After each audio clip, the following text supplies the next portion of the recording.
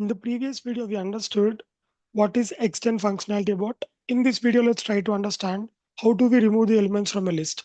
The first functionality what we'll be learning is pop. So list one dot pop.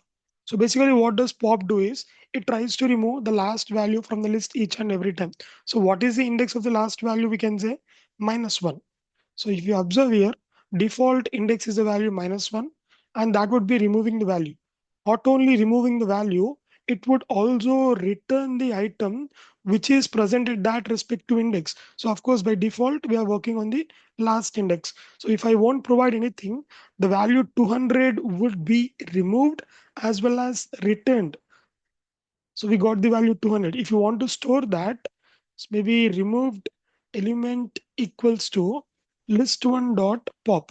Now already one element got removed. We are trying to remove one more element. Now 300 is the value which should be removed.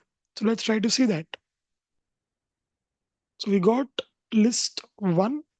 Yes. So 300 and 200, both of these two got removed. So here we have the value 100. Now let's say if I want to remove some value which is not at last, maybe some other random index. So I would say list one dot pop followed by I'll be providing the index to be 5.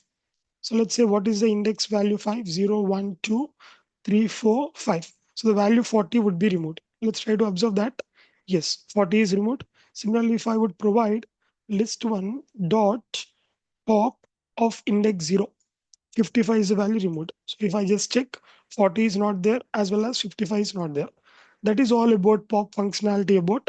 In the next video, let's try to understand what is remove functionality about.